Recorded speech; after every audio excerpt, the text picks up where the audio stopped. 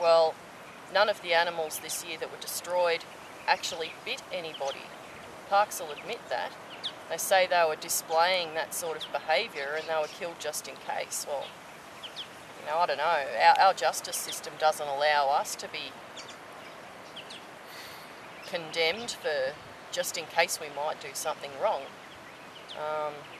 And we can't go killing off an endangered animal just because parks find it too difficult to manage them.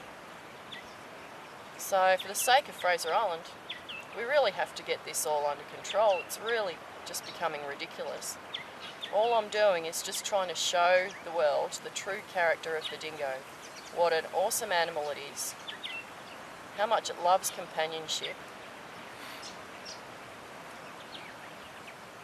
They're really a docile animal.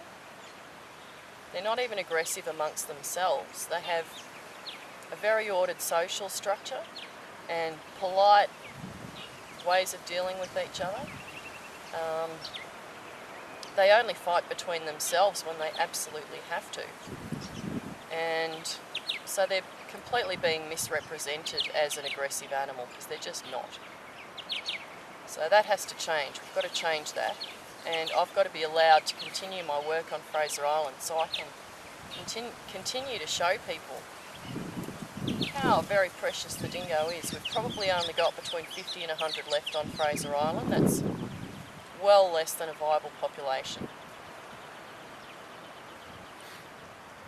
And Ian Gunn, who's a very renowned scientist, he's the president of the National Dingo Preservation and Recovery Program, seems to think that within 5 years the population on Fraser Island won't be viable anymore at all.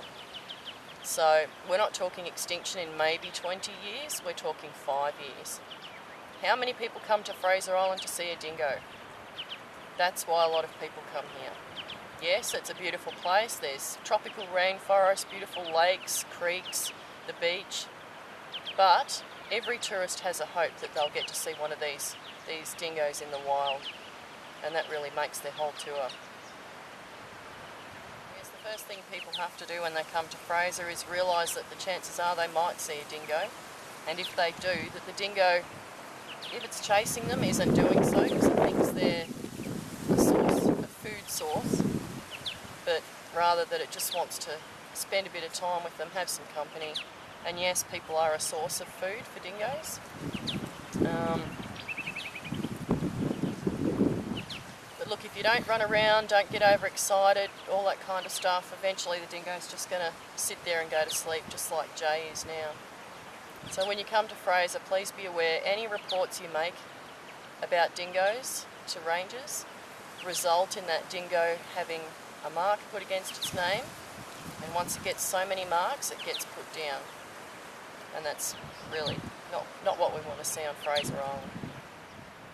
Yeah, so look, I've been observing the dingoes here for the last 7 years, and it's my passion, it's what I love doing.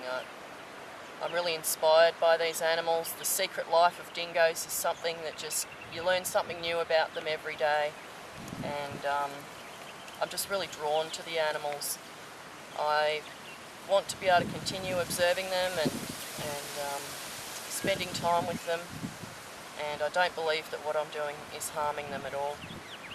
So look, it's really important that we preserve the dingo in Australia and on Fraser Island. They're part of our heritage, our culture. They have tourist value. There's so many reasons. Ecologically, they're keeping the environment sustainable. Let's all work together to save the dingo and preserve the dingo.